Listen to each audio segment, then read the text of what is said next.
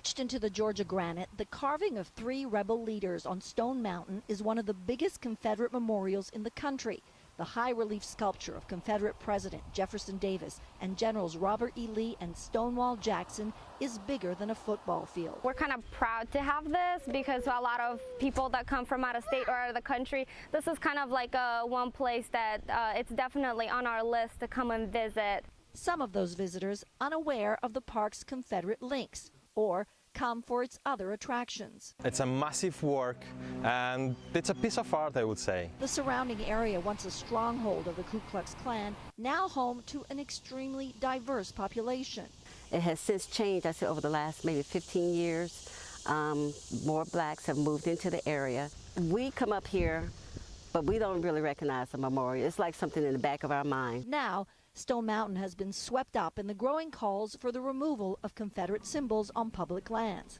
Last week, Democratic candidate for Georgia governor Stacey Abrams called for the carving to be removed after the racially charged violence in Charlottesville. We cannot celebrate those who tried to tear apart our country and those who defended slavery. The idea of a memorial began in the early 1900s, around the time the Ku Klux Klan was experiencing a rebirth. The Ku Klux Klan was reborn on top of Stone Mountain on Thanksgiving night, 1915, and that sort of energized the site itself as a place for a carving to honor the Confederacy. But it would be decades before the carving would be completed. And since its unveiling in 1970, the carving and nearby Confederate flags have been a regular point of conflict between those who see them as honoring Southern heritage and those who believe they glorify racism.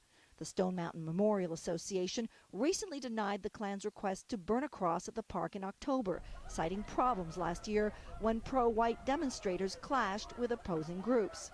In a statement, the association said it condemns the beliefs of the Ku Klux Klan and that denying the permit is in the best interest of all parties. As for the carving, under Georgia state law, it cannot be removed or concealed and will be preserved as a tribute to the heroism of the people who died in their cause. Changes to the law are seen as highly unlikely. I wish it could be removed, ideally. I don't think history should be ever erased because we never want history to repeat itself. A dilemma echoing across the South. Marina Hutchinson, The Associated Press, Stone Mountain Park, Georgia.